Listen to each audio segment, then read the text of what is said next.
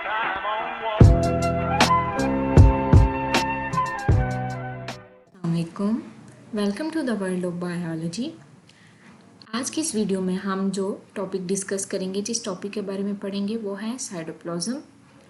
हम पढ़ रहे थे कि सेल के स्ट्रक्चर्स में कौन से जो कंपोनेंट्स हैं वो ज़रूरी हैं, जो ऑर्गेनल्स नहीं हैं लेकिन उसका पार्ट होते हैं, जो कि सेल स्ट्रक्चर में बहुत इंपॉर्टेंट रोल प्ले करते हैं। उसमें थर्ड नंबर पे हमारे पास है साइटोप्लाज्म। साइटोप्लाज्म है क्या? What is cytoplasm? साइटोप्लाज्म एक विस्कस, सेमी विस्कस या सेमी ट्रांसपेरेंट मटेरियल होता है जो कि प्लाज्मा मेम्ब्रेन, जिसे हम सेल मेम्ब्रेन भी कहते हैं, उसके और न्यूक्लियर एनवेलप के दरमियान में प्रेजेंट होता है।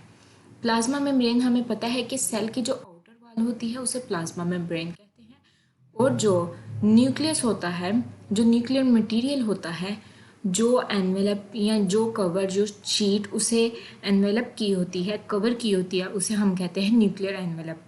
जैसे कि हमें पिक्चर में नज़र आ रहा है कि ये एक सेल है, this is a plant cell.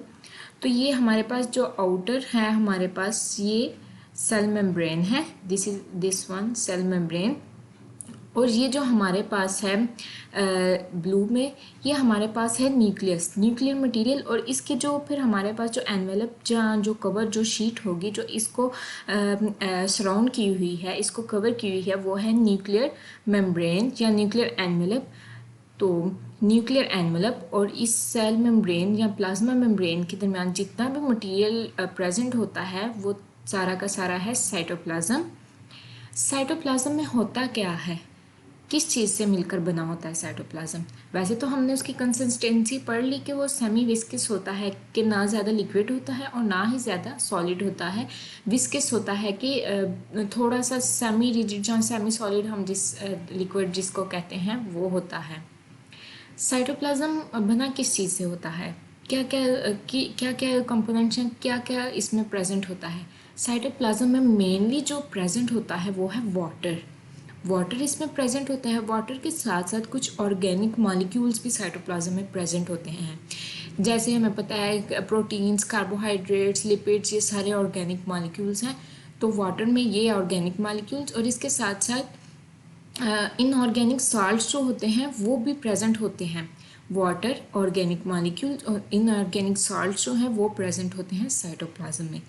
ये अब जो कंपोनेंट्स हैं या ये जो चीज़ें हैं, वाटर में ऑर्गेनिक मॉलिक्यूल्स और इनऑर्गेनिक साल्ट्स, ये या तो साइटोप्लाज्म में कम्प्लीटली मुकम्मल तौर पर डिज़ोल्व हुए होते हैं या फिर पार्शली, कम्प्लीटली डिज़ोल्व नहीं होते, पार्शली थोड़े बहुत डिज़ोल्व हुए होते हैं साइटोप्लाज्म में। बारे में पढ़ लिया कि साइटोप्लाज्म क्या है, उसकी कंसिस्टेंसी क्या है और किन किन चीज़ों से मिलके बना होता है, क्या क्या प्रेजेंट होता है। अब हम पढ़ते हैं साइटोप्लाज्म के फंक्शंस ऑफ साइटोप्लाज्म, कि साइटोप्लाज्म क्या क्या रोल जो है वो प्ले करता है सेल में और सेल के लिए वो क्यों इम्पोर्टेंट है।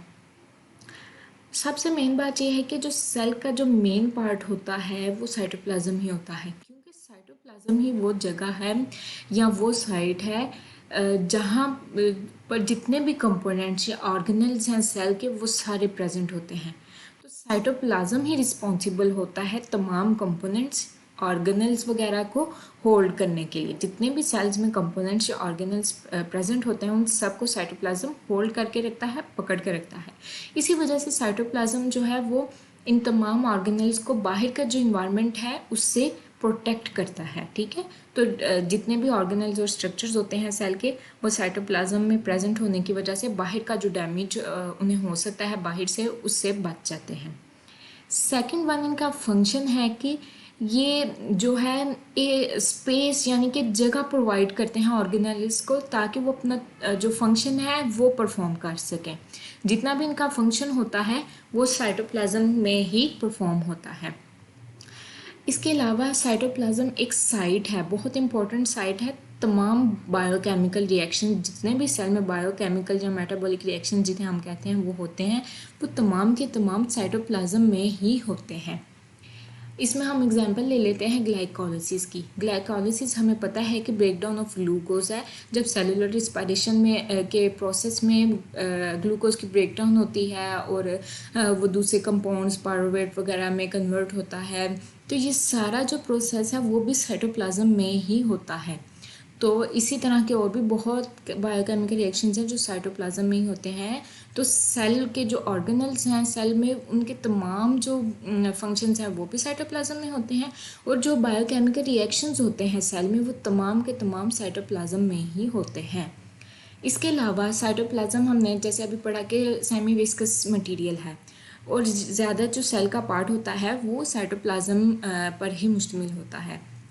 इसका मतलब कि ये सेल को शेप देने में भी बहुत इम्पोर्टेंट रोल प्ले करता है। सेल के शेप को बरकरार, उसको मेंटेन रखने के लिए भी साइटोप्लाज्म बहुत इम्पोर्टेंट है। तो आज की वीडियो में हमने पढ़ा कि सेल स्ट्रक्चर का जो तीसरा इम्पोर्टेंट कंपोनेंट है वो है साइटोप्लाज्म। उसके हमने डेफिनेशन उसके देखी कि वो किन किन चीज़ों से मिलकर बना है, उसका फंक्शन देखा और उसके बारे में थोड़ा सा हमने इंफॉर्मेशन ली। तो आपको अगर आज की वीडियो पसंद आई हो तो इसे लाइक करें, शेयर करें और मेरे चैनल को सब्सक्राइब करें। Thank you.